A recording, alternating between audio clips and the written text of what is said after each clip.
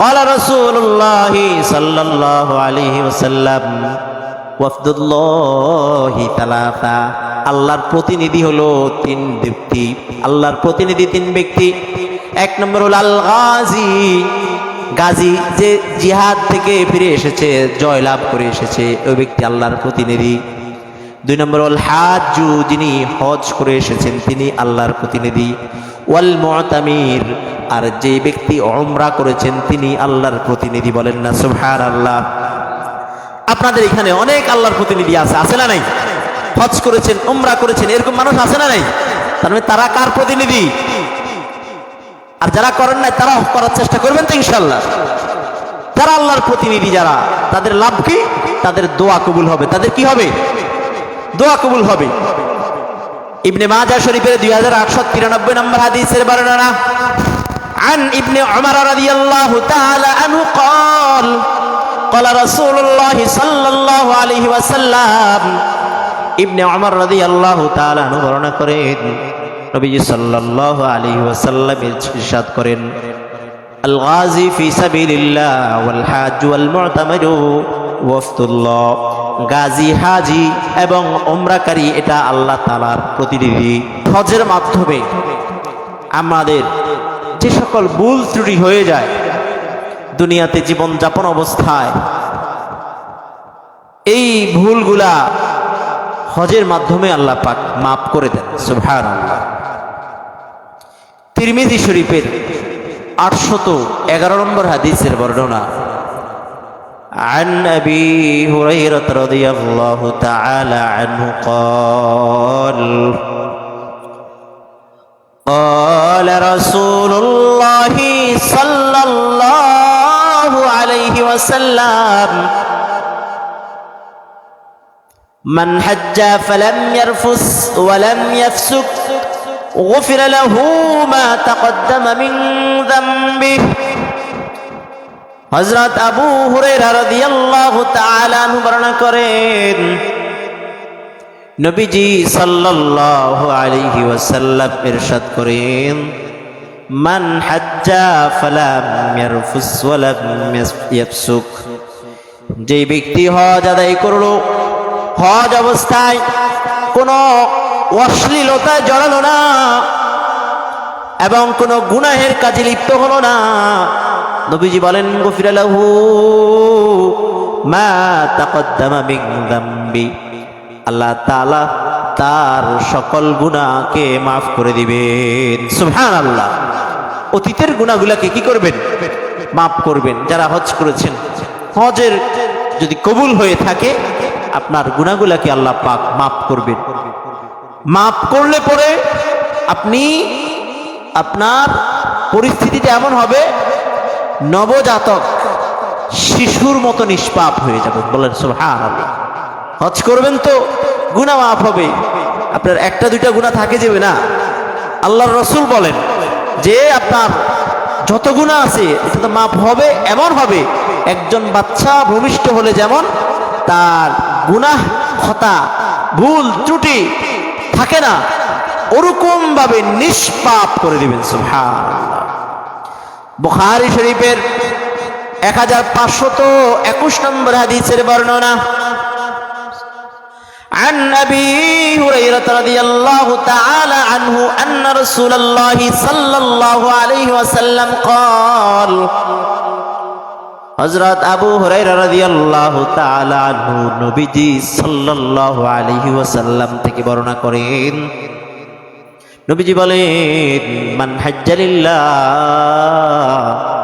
ফালাম ইয়ারফুস ওয়ালাম ইয়াফসুক রাজাআ কায়াউমি ওয়ালাদাতহু উম্মুহু, নবীজি বলেন যে ব্যক্তি হজ করলো, আল্লাহর জন্য হজ করলো, আল্লাহর সন্তুষ্টির লক্ষ্যে যে ব্যক্তি হজ করলো, রাজাআ কায়াউমি ওয়ালাদাতহু উম্মুহু,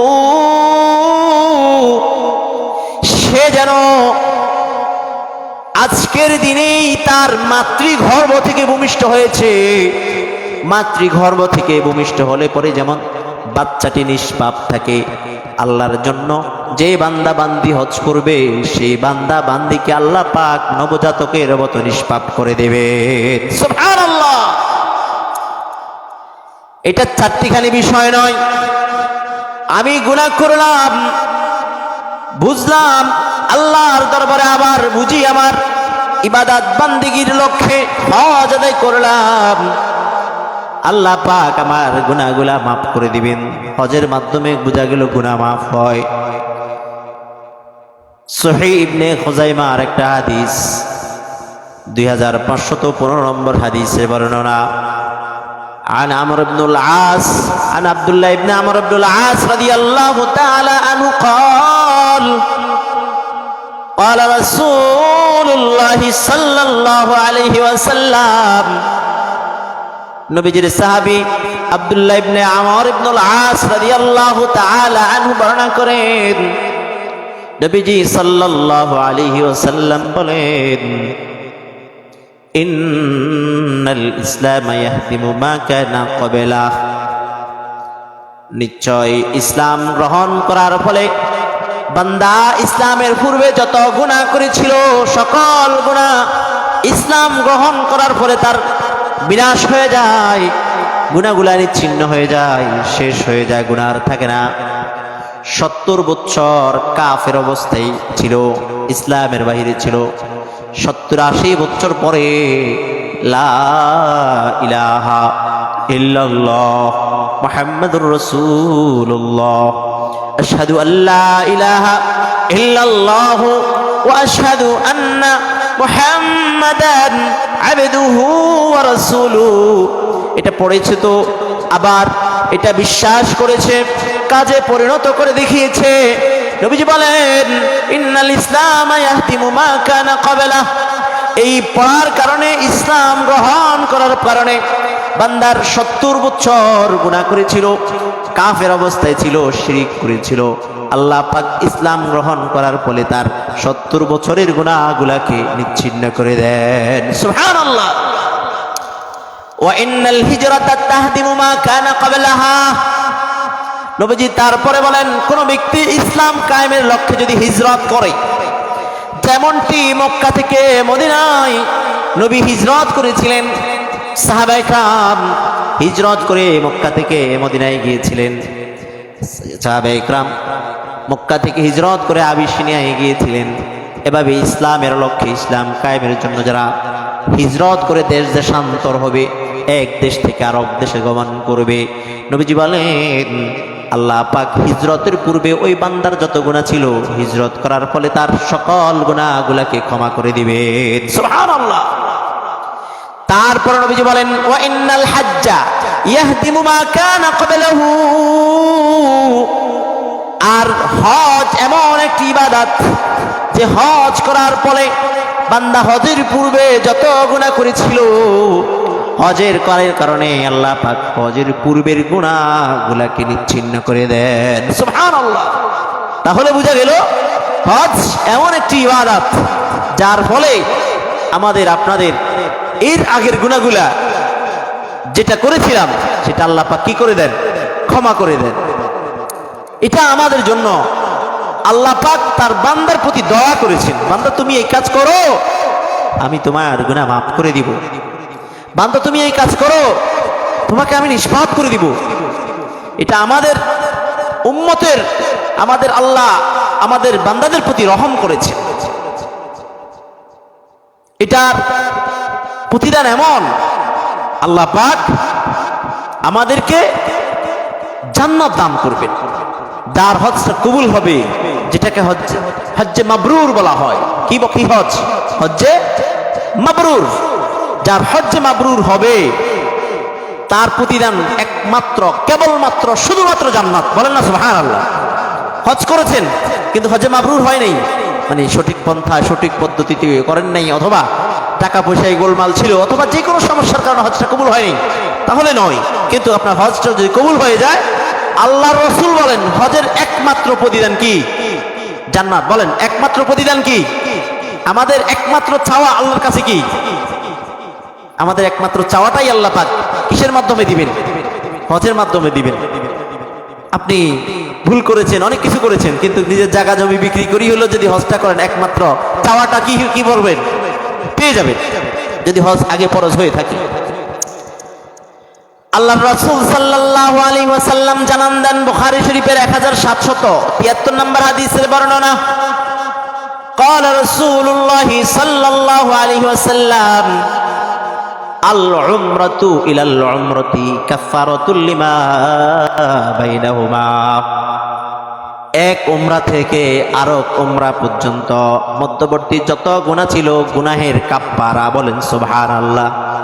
আল্লাহ পাক আপনাকে অর্থ দিয়েছেন, করে দিয়েছেন, উমরা করতে পারেন, বড় হস্ত ফরজ হস্ত করবে নেই, সেটা তো কি ফরজ হস্ত করবে নেই।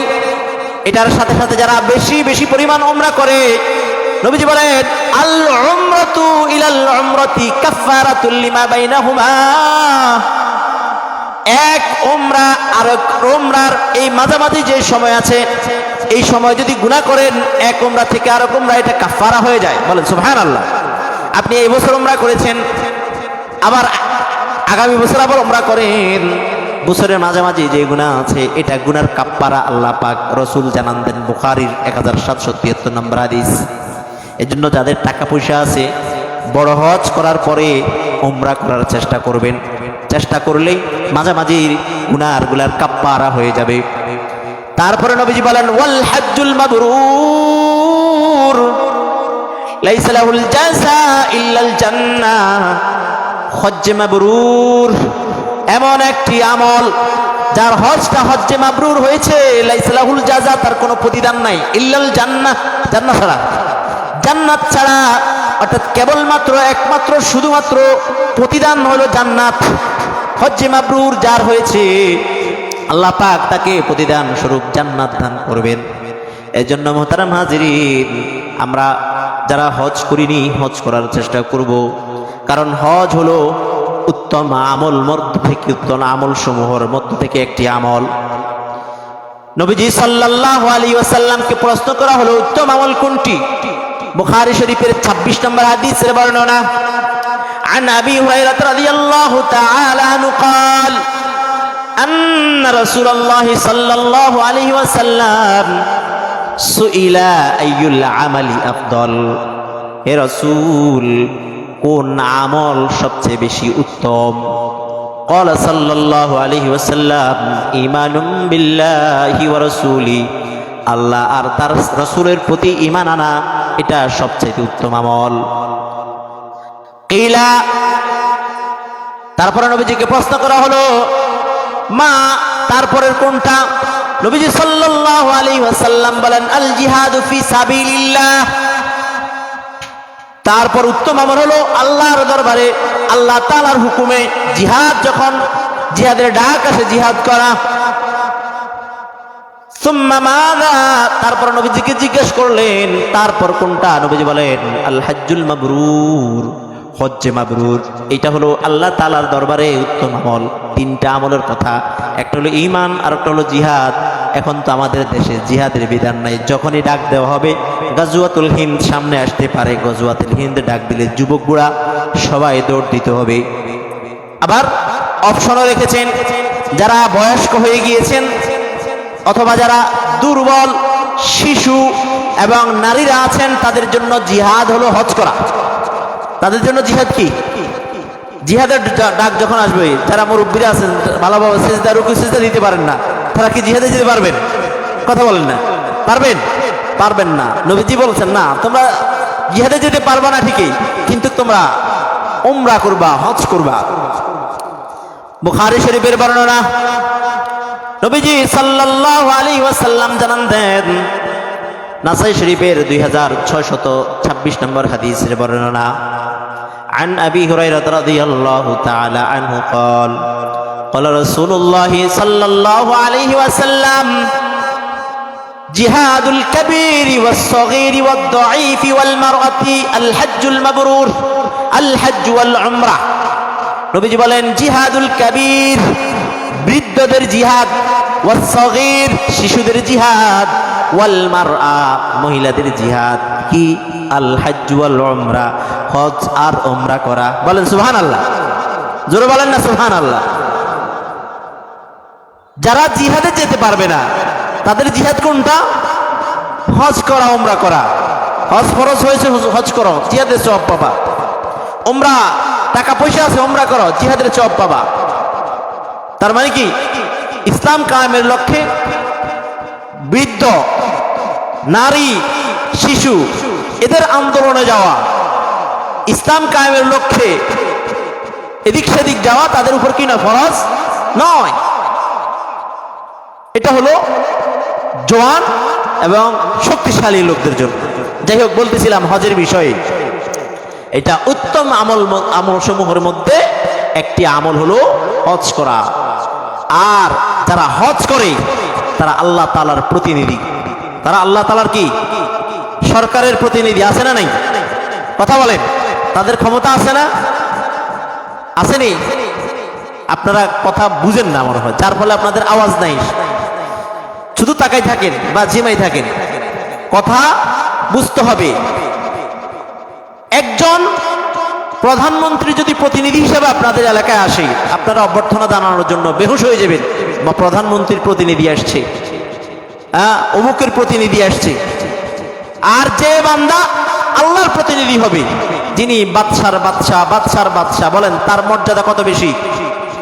আল্লাহ রাসূল ঘোষণা দিয়েছেন, যারা হাজি, গাজী এবং যারা উমরা করেছে তারা আল্লাহর প্রতিনিধি। বলেন না সুবহানাল্লাহ। তারা কার প্রতিনিধি? নাসাই শরীফের 2625 নম্বর হাদিসের বর্ণনা, قال رسول الله صلى الله عليه وسلم ওয়াফদুল্লাহি তালাতা, আল্লাহর প্রতিনিধি হলো তিন ব্যক্তি। আল্লাহর প্রতিনিধি তিন ব্যক্তি।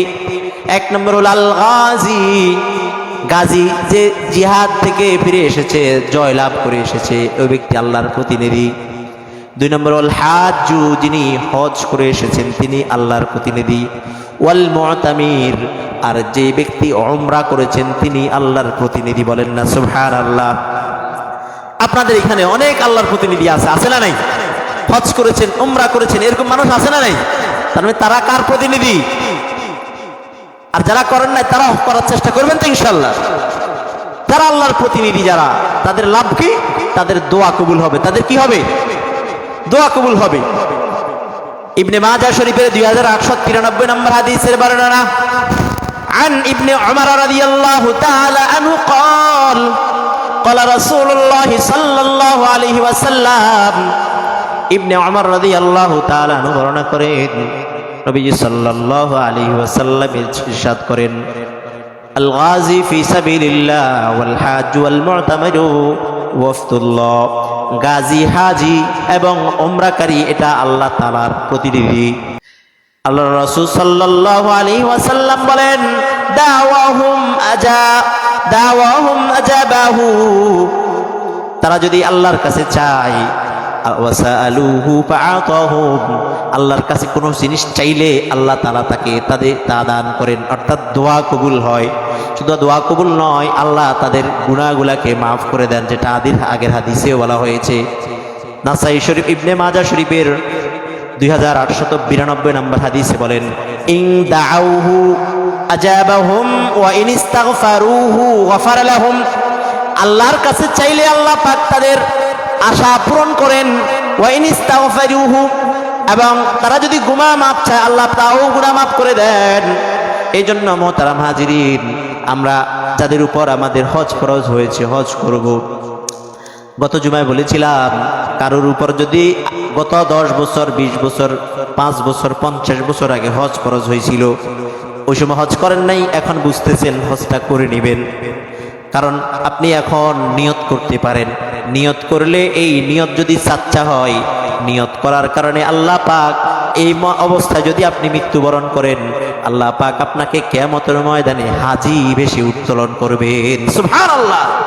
আপনি নিয়ত করেছেন শুধু, যাক আমি তো বুঝি নাই, করি নাই, এখন আমি নিয়ত করেছি হজ করব, আমার অ্যাবিলিটি যতটুকু আছে যেভাবে হোক আমি কি করব?